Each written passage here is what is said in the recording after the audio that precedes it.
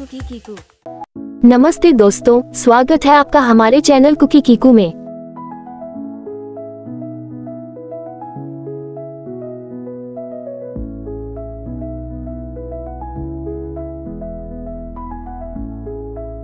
शेतकरी आहे, याचं गवताचं घर आणि याच्या अपुऱ्या कपड्यावर चावला आमच्या गावातील महत्वाचा उत्पादक घटक होता। हा एक धान्याचं उत्पादन करीत असे आणि 12 बलुतेदार, खोत व राजा यांना धान्य पुरवण्याचे महत्वाचे काम शेतकरी करीत असे। पूर्वी त्याचं घर असायचं, तसंच आम्ही इथे उभारलं आहे। ही जी चूल आहे तिला कोकणी भाषेत पिरसा असे म्हणतात।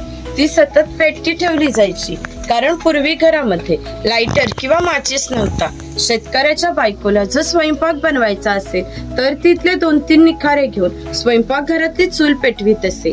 जर हा विस्तव विझला तर घरामध्ये 2 गारगोट्या ठेवल्या असत, त्या एकमेकावर घासून हा विस्तव केला जात असे। ही कोयनी आहे, हिचा वापर मासे पकडण्यासाठी केला जातो। पाठीमागे वेलीने बांधून ती पाण्यामध्ये ठेवली जाते। अंतर्गत रचना अशी आहे की आत गेलेला मासा बाहेर येत नाही। ती शेणाने सारवलेली टोपली आहे, तिला कणगी असे म्हणतात। शेतकरी धान्य साठवण्यासाठी तिचा वापर करतो। कोकणातील शेतकरी भात, नाचणी, हरिकवरी इत्यादी धान्य पिकवित असे।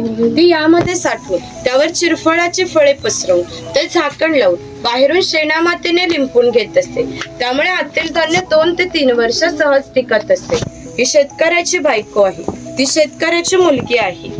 तो पाळणा आम्ही शेतकऱ्याच्या घरात कायमस्वरूपी टांगून ठेवला आहे, कारण शेतकऱ्याच्या घरी दरवर्षी पाळणा हलत असते। म्हणजे एका शेतकऱ्याला 8 ते 10 मुलं होती। म्हणजेच पूर्वी एकत्र कुटुंब पद्धत अस्तित्वात होती। हे उचल आहे, याचा वापर कपडे सुकवण्यासाठी केला जातो। समोर गौरी गणपतीचा सण दाखवला आहे।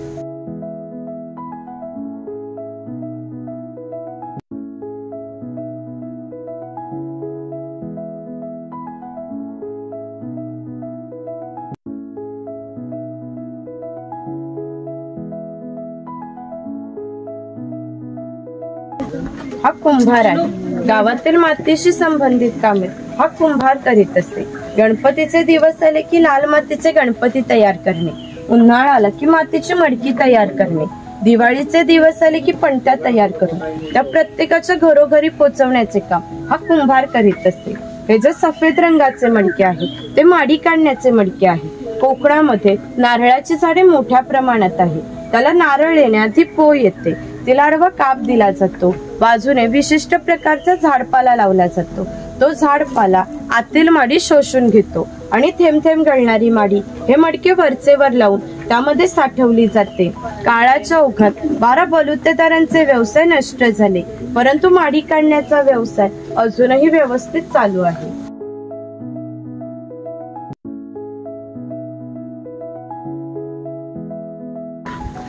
हा सोनार आहे। सोनार हा गावातील महत्वाचा घटक होता।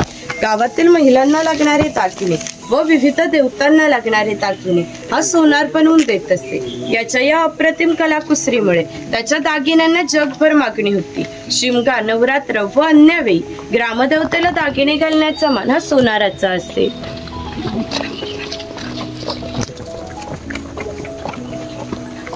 हा वाणी आहे। चौल, राजापूर, दाभोळ या कोकणातील बंदरांना 5000 वर्षापूर्वीचा इतिहास आहे। या बंदरांमधूनच भारतीय व्यापाऱ्यांनी जगाशी व्यापार केला। येथून निर्यात होणाऱ्या वस्तूंमध्ये हस्तकौशल्याच्या वस्तू, हस्तितंती वस्तू, शंख, शिंपले, हिरे, माणिके इत्यादी वस्तूंची निर्यात वाणी करीत असे। त्याबदल्यात सर्व जगातून भारतामध्ये सोने येत होते। भारताने जे सुवर्ण युग अनुभवले त्याची प्रवेशद्वारे ही कोकणची बंदरे होती।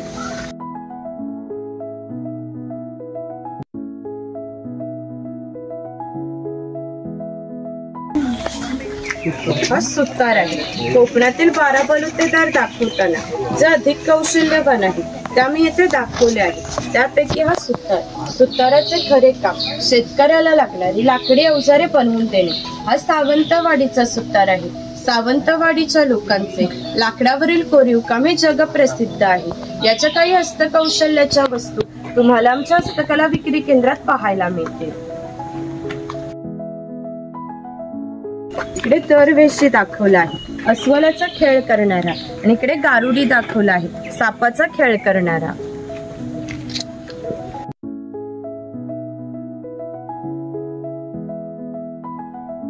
हा लोहार आहे. शेतकऱ्याला लागणारी लोखंडी अवजारे बनवून देण्याचे काम हा लोहार करीत असते. उदाहरणार्थ कोयता, कुऱ्हाड, नागराचे फळे इत्यादी. 500 वर्षापूर्वी कोकणाची राजकीय परिस्थिती अस्थिर होती. बरेचसे लोक सैन्यामध्ये होते.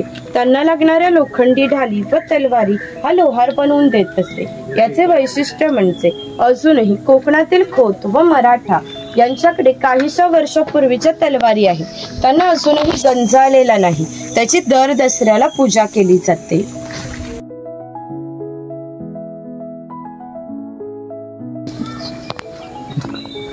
हा तेली आहे. पूर्वी कोकणी माणसे आपल्या जेवणात खोबरेल तेलाचा वापर मोठ्या प्रमाणात करत असत. शेतकरी आपल्या बागेतील खोबरे स्वतः तेलाकडे नेत असे व तेली त्याच्या देखत तेल पाडून देत असे. हा तेलाचा घाणा आहे. याला खुंट असे म्हणतात. यामध्ये सुके खोबरे घातले जाते. हे जे उभे लाकूड आहे त्याला कोकणी भाषेत लाट असे म्हणतात. ही लाट या आडव्या लाकडाला अशा तऱ्हेने बांधली जाते की जेणेकरून ही लाट उभी राहते. जोखडाला बैल बांधला जातो. या आडव्या लाकडावर दगड ठेवून स्वतः तेली त्यावर बसतो. हे सर्व वजन घेऊन बैल गोल फिरवला जातो. त्यामुळे आतील खोबरे रगडून तेल निघते. हे तेल भरून काढायचे असेल तर प्रथम जोखडाचा बैल सोडायचा. जोखड बाजूला केले जाते. आडवे लाकूड बाजूला करून लाट बाजूला केली जाते व आतील तेल भरून काढले जाते. पुन्हा नवीन तेल पाडायचे असेल तर पुन्हा सर्व क्रमवार जोडून नवीन तेल पाडले जाते. म्हणजेच पूर्वी तेलाला पसा ते 1.5 पसा तेल काढण्यासाठी 1 ते 1.5 तास मेहनत घ्यावी लागत असते. यावरून आपल्या लक्षात येईल की पूर्वीचे जीवन किती कष्टमय होते.